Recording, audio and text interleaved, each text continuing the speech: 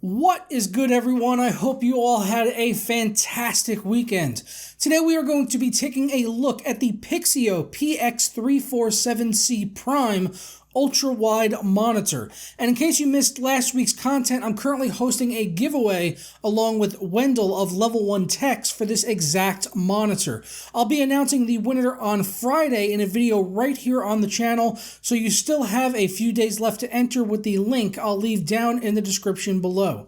The PX347c has quickly garnered a lot of attention on the widescreen gaming forums and ultra-wide subreddit for good reason. The main one is that it comes in at $599 and boasts a 3440 by 1440 resolution on a 34-inch Samsung SVA panel with FreeSync support. So with that right there, we're off to a very good start, especially when you consider that most other monitors with similar specs are much more expensive than the PX347c.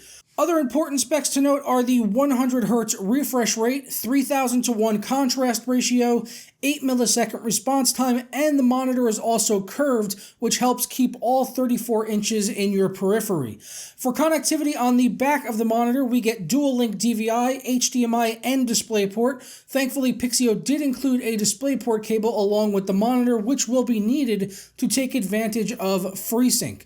Now, despite having a 100Hz refresh rate, which is great, the FreeSync range is sadly very limited at only working from 80 to 100 Hz. That gives you a very narrow window for getting FreeSync to be operational, and at 3440 by 1440, you may struggle to stay in it, even running on one of the new Vega graphics cards, depending on the types of games that you play. I played a lot of Rainbow Six Siege on my overclocked Vega 56, and I could stay in that range most of the time, but anytime it dipped down around 60 FPS, it would be a bit jarring and noticeably less smooth. I found that the monitor performed much more consistently with FreeSync completely disabled and VSync turned off as well. Across the games I tested, screen tearing was minimal to non-existent, even at high frame rates in something like Overwatch, so unless you know you're going to get a locked 100 FPS or close to it, you're probably best off not using FreeSync on this monitor, unfortunately. Another spec I wanted to point out is the 8 millisecond response time, which is a bit higher than I would like it to be, and as a result, there was some ghosting present at the default setting. However, using the built-in overdrive via the on-screen display, it pretty much eliminated it completely, and running the UFO test, there didn't appear to be any overshoot on the display. In addition to overdrive, you have a lot more options to calibrate the monitor via that on-screen display I previously mentioned. It can be a little difficult to navigate the menus, however, as I found it hard to tell when certain options were on or off because of the color palette utilized here. But despite that, there is still an impressive number of options for you to get the monitor set up how you want it. Since it is a 100Hz display, I of course wanted to validate that, and it does appear the monitor is running at the full 100Hz without any frame skipping. And playing games at the 100Hz is fantastic, especially if your graphics card can drive this resolution and get anywhere around 100 FPS. And considering the limitations of the FreeSync range, I wouldn't have any hesitation recommending this monitor even to NVIDIA users out there, as it's a nice price point to dip your toes into the ultra-wide gaming with high refresh rate and 1440p resolution at only $599. I also found the colors to be very vibrant on the monitor, and the panel itself is beautiful.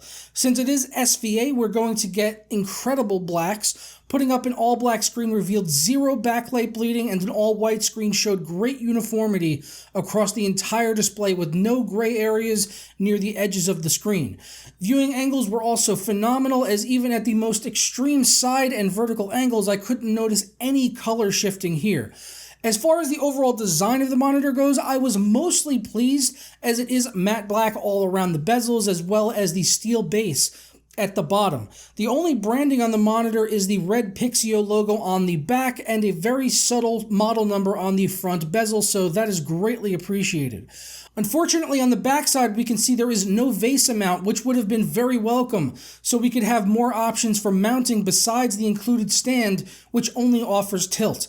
Pixio themselves offer a VESA stand with the P400 that I discussed back in my review of their 32-inch monitor, and it would have been an excellent pairing with this particular display if it actually had VESA mounting support. The fact that they didn't include VESA support on this monitor is a real head scratcher, and I hope it's something they consider in the future on all of their monitors. The end result of having only a tilt option was that I had to look down at the monitor. And I'm not a very tall guy either. I'm only 5'11", and I use my chair on the lowest height adjustment, but I still felt like I was towering over this monitor and looking down at it. So in conclusion, I wouldn't have any issue recommending this monitor for gaming or content creation. Certainly having the ultra-wide resolution will help with any sort of multitasking, and the 100 Hz refresh rate will likely be very appealing to gamers.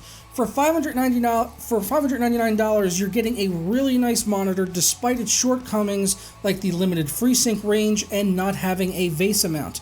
To appreciate its true value, you really need to look at what else is out there in the market with similar specs, as you're going to pay roughly $200 to $300 more than what Pixio is charging here for similar specs. But I'm going to go ahead and get on out of here. If you want a link to where you can pick up the Pixio PX347c Prime, I'll link over to Amazon down in the description below, which does support my channel when you shop with that link.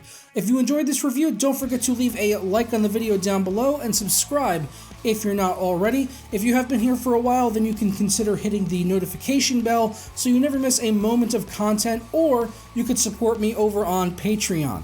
But I'll catch up with you guys next time. Peace.